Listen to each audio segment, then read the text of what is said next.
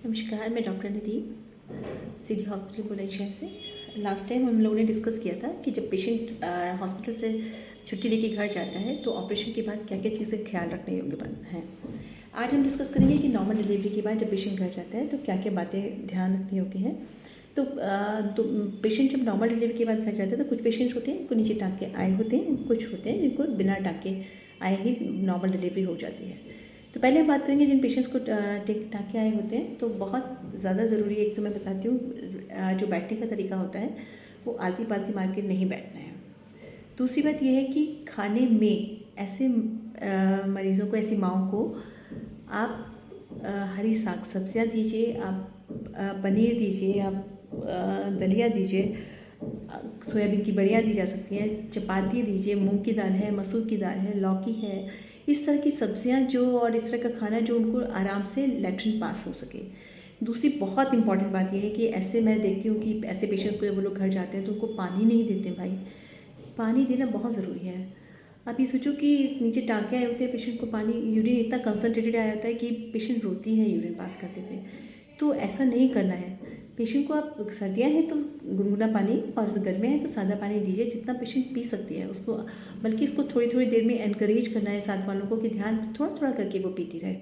और प्रॉपर खाना दीजिए ताकि पेशेंट एक, ये जो मदर जो माँ बनने का सफ़र है, ये बहुत उसको ना एक अच्छी यादगार की तरह रहे।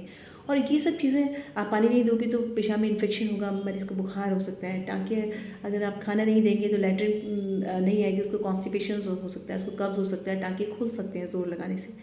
तो सब चीज़ें, ये जो है कि खाली बात देना है, हमको पानी नहीं देना है, खाना नहीं देना है, ये सब बेकार की चीज़ें हैं। आप जो देना है आप अपनी तसल्ली के लिए आप दीजिए, काढ़ा दीजिए, पा दीजिए, उसके साथ में आप खाना भी दीजिए, आप मरीज़ को पानी भी दीजिए। और कुछ ऐसे पेशेंट जिनको टाँके नहीं आते हैं उनको भी यही है कि पानी उनको भी देना ही देना है, उनको भी खाना इसी तरह का देना है कि बच्चा, क्योंकि जब होता है तो पूरा पेशेंट नीचे की तरफ रहता है, तो मरीज़ को लैट्रिन करने में भी दर्द होता है, मरीज़ को पेशाब करने में भी दर्द होता है। तो इस तरह का भोजन उसका होना चाहिए कि सुपाच्य, जो उसको आराम से स्टूल पास हो, वो आराम, और यूरिन भी उसको आराम से वो पास कर सके ताकि वो बीमारियों से भी बचा रहे और अपने बच्चे के साथ अच्छा टाइम बिता सके।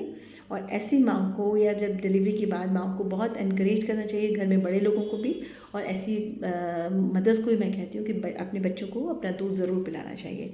और जब आप दूध पिलाएं वाले बच्चे को तो टेक लगा के पिलाएं, आप लिटा के भी पिला सकते हो, बैठ के पिला सकते हो, लेकिन अपना ख्याल रखते हुए। आप टेक लगा के पिलाओ बच्चे को, और जब भी बच्चे को आप दूध पिलाते हो तो उसको कंधे से लगा के बच्चे को डकार ज़रूर दिलानी चाहिए।